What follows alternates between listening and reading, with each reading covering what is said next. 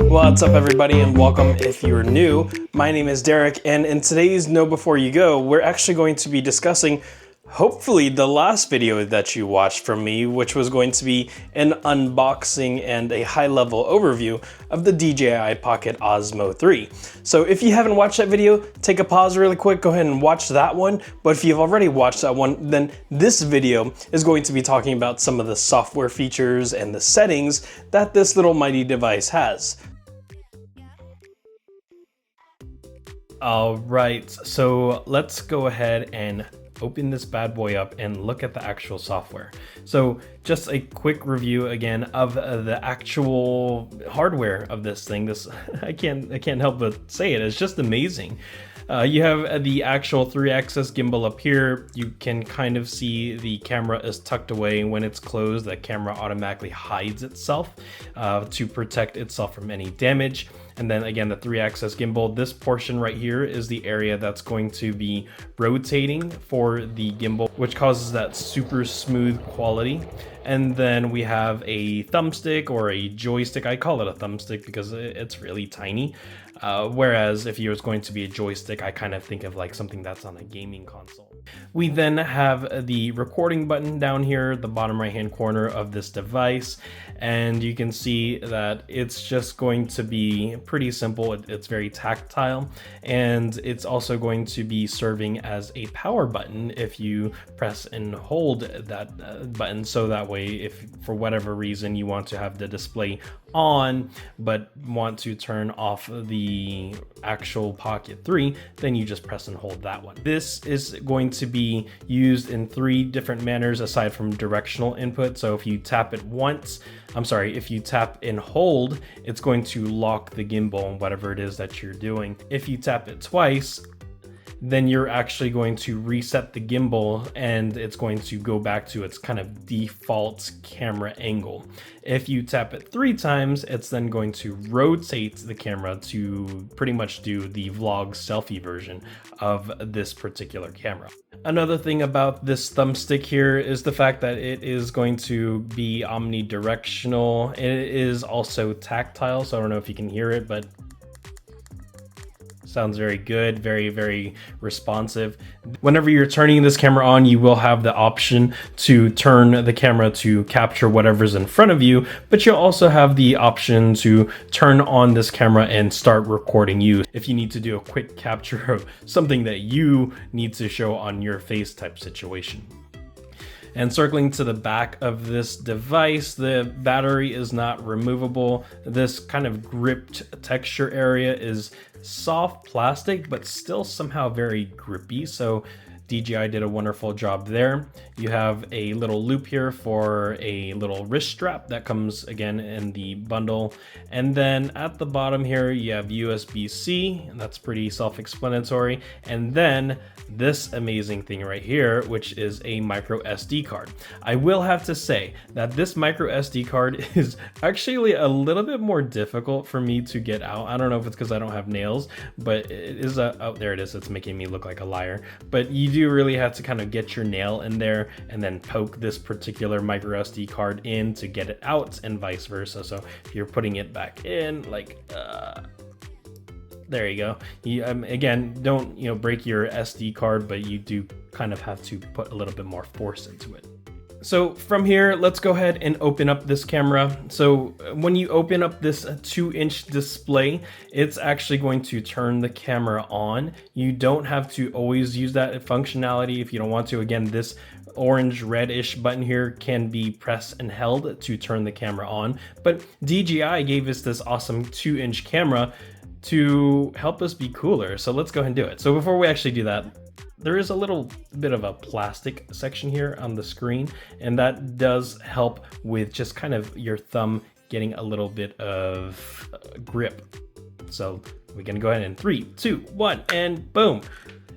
The camera takes no more than 2 seconds to open up and start recording. So it's freaking awesome. I just really can't understand how DJI was able to do that so quickly.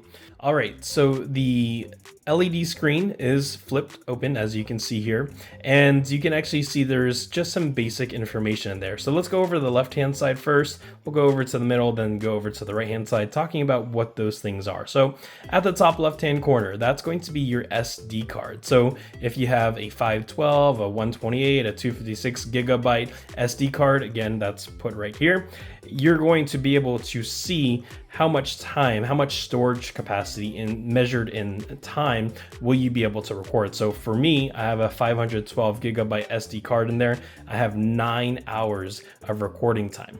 We then have this kind of directional icon on the left-hand side towards the center, and this is going to be the smart features of this particular gimbal. So there's auto face detect, and then there's going to be dynamic framing, and then there's going to be spin shot. So these are just going to help you with your creative process and help you be a little bit more cooler whenever you're out getting those shots. To get back to the main screen, you see this little rectangle on the right hand side. You swipe to the left and boom, you're at the home screen.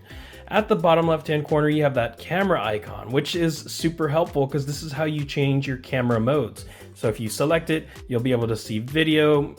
You'll be able to see video. You'll be able to see low light. You'll be able to see slow-mo and time lapse. And then also you have obviously a panorama and a regular photo section on this camera. In the middle towards the bottom section there, we have the 4K 60. So if you swipe up from the bottom, you're going to be able to select the aspect ratio, which is 16:9 at this point. You're able to select 1080p, 2.7 or 4K, and then also select the FPS, that frames per second. So just if you're watching this and you're not really savvy on 4K or FPS or frames per second, if you are wanting to get the best quality picture or camera recording, then you select 4K. However, you are also going to have to tie that down or marry that to a frames per second. So if you're going to be doing like regular non-action-y type of recordings, then I suggest that you stick to 4K 30 or 4K 24. Those are going to be kind of standardized recording settings. Whereas if you know you're going to be getting a picture or a video of your puppy that's playing fetch and you want to capture that moment in slow motion, then I highly recommend that you get into 60K because it allows for a little bit more of a smoother slow motion feedback later. So again, to get back to our main display, let's just swipe down from the top there. And then we have on the bottom right-hand corner, this kind of rotation looking icon. And so there's two ways to rotate this particular camera. As I mentioned earlier, if you're going to rotate it, you could go ahead and triple press this thumb button, and you can then see that the camera, I'm going to press it really quick for you. You can see that if I triple press it, the camera turns around. Whereas if I triple press it again, the camera turns around to do it like the non-vlogging area. However, if you wanted to go ahead and press the rotating icon here to do that vlogging, again, if I press it on the bottom right hand corner of the screen, you can see the camera flips around. And then if I place it around again, and then it's going to go back to normal shooting. On the right hand side towards the sensor, you then have the digital zoom. So in order to zoom in for this camera, you would select that kind of scroll bar thing there. And from there, you have two options. Once you press that 1.7, you can then scroll up using the screen, or again, you can scroll up to zoom in using that thumb button or the joystick, if you will. And to get back to that, you just go back to pressing that little icon. So if you don't select that icon over there, the thumbstick will just control the camera's viewing angles. So if you do select that 1.x whatever on the right hand side, you're going to use that thumbstick to zoom in, so that way you can again zoom in or zoom out. And if you don't know this symbol at the top right hand corner, the battery symbol, boy oh boy, is that important. So you definitely want to look at that symbol. You can see I have 39% left battery on this particular device. So it lets me know that I have 39%. I don't think I can capture 9 hours of content at 4K 60 within that 39% battery capacity left. So good thing for us, DJI again gave us, well, they didn't give us, but they allowed us to purchase in a bundle this battery pack right here. So all I have to simply do is go ahead and connect this battery pack to the DJI camera, and you can see that now it's actually going to give this camera a little bit more life, so that way it gives you a little bit more time in the ring to continue to capture more content. Obviously, in this situation, the software is updating with the battery pack, so this is a little bit new territory for me, but it's still pretty cool. All right, so now that we got a greater understanding of the kind of main display when you open it up, if you swipe down from the top of the screen, you have 8 tile settings. All of these settings are kind of like quick function settings, except for this hexagonal tile setting at the bottom left-hand corner of the settings screen. So if you select this kind of person icon, this is going to allow you to have a color profile template. So if you are going to be shooting outside and you want to have a certain color profile for outdoor shooting, you can create that, and then you could go ahead and save that as a setting. So next time that you are outside recording, you don't have to adjust the settings manually anymore. You just go over to that person icon and then apply that template over your recording. So go back there. We then have this kind of circle with a dot and an arrow. This is going to be the setting that you select whenever you want to customize what your camera does whenever you flip this screen like this. So if I, let's say, turn the screen on and then I wanted to start recording automatically without me having to press the record button, you can just go ahead and select this toggle over here. And so next time I turn this device off and then turn it back on, the camera is going to turn on and then it's going to automatically start recording. So if you see Bigfoot or whatever and you're like, oh my gosh, I need to go ahead and capture that picture or capture that moment, you probably want to have that screen rotate and capture on. There are additional settings here at the bottom, like last settings, video, low light, so on and so forth. But again, for me, I personally would want to have that screen rotate and capture on, just in case I am going to see Bigfoots.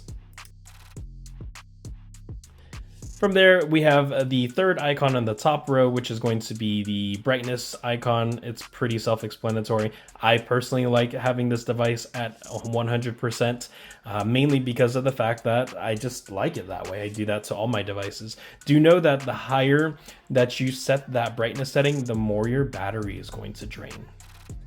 This top right hand corner icon with the kind of the yellow person with a frame, this is going to be the auto track function. So whenever you have the camera flipped into the vlogging mode, you're actually going to have the camera flip and it's going to look for your face and or a face to track and keep in frame. So that way you're not having to, again, readjust the framing or the shot to get the best shot. The DJI software is just amazing. We then have the, again, that setting icon. This is going to be where you pretty much get all of your technical settings. We then have the rotation icon here. This is going to allow for you to choose your default recording method for the orientation of the screen. So if you want to say, let's say rotate the screen but shoot in landscape mode, even though the screen is in portrait mode, you can do that. But honestly, I personally recommend that you just keep it at auto rotate, so that way the camera itself knows if you're recording in vertical or if you're recording in horizontal. We then have this running man icon, and he's running pretty fast because this is going to be the option that allows us to choose the rotational speed of the actual gimbal. So if we're, again, going to be recording your puppy or you're doing a sports thing and there's a lot of fast acting situations, go ahead and select the fast super running man icon. And that's going to allow for the gimbal and the camera to keep up with that particular situation. But also, if for whatever reason you're recording a slug or a turtle or something that moves pretty slow, you select that slow icon. But most of the time I found that using default was pretty good. Next is going to be the modes for the gimbal, this very last icon here. So we have FPV, we then have tilted lock, and then we then have follow. So follow is probably going to be the mode that most people use. This is going to be so that way you're following your model, you're following your puppy. That's going to be the one that's going to provide the best quality and smoothness. Then we have tilted lock. This is going to be making sure that no matter what direction you turn your gimbal, it's always going to be locked horizontally. It's always going to not give you an upside down function if you rotate your camera upside down for whatever reason. Let's say you're taking this skydiving, I don't know. And then on the far right hand side of this gimbal mode, we have FPV. This is going to be like the Wild West of your gimbal modes. This is pretty much manual. You are the one that's controlling the camera. You're the one that's going to be doing the follow, the tilted lock, and it's again going to be used for those people who have more advanced skill set while using this particular camera or gimbal. So let's go ahead. Again, we're not going to go into the settings here. There's so much to go into there, and that's just not the type of video I want to do for you all. So if you swipe from the left-hand side, you're then able to see the content that you've already captured. So here you can see my Pikachu, you can see some low light functions in there and just other recordings. So if you're trying to review the stuff that you've already captured on your SD card, again, you're going to be able to swipe from the left side of the screen over to the right, and that's going to give you pretty much your camera roll. And then last but not least, this is for you pro users out there. If you are going to be using this camera and you want to be able to look at this camera's ProRes settings, you swipe over to the right. So on the right hand side here, we have the glamour effect. This is essentially going to be the feature that allows you to change or superimpose certain features to your face. So like you want to adjust your jawline, or maybe you want to have your eyes bigger or wider, or if you want to adjust some of the other features, you can definitely do that through the glamour effect. If you are going to use that glamour function, you do have to customize and tweak those settings within the DJI Mimo app.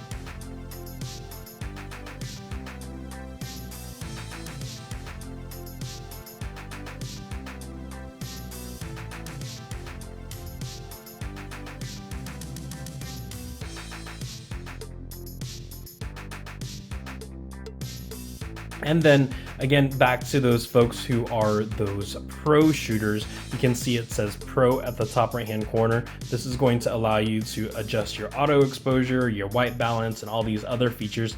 And then you have a little bit more control for those folks who want that control.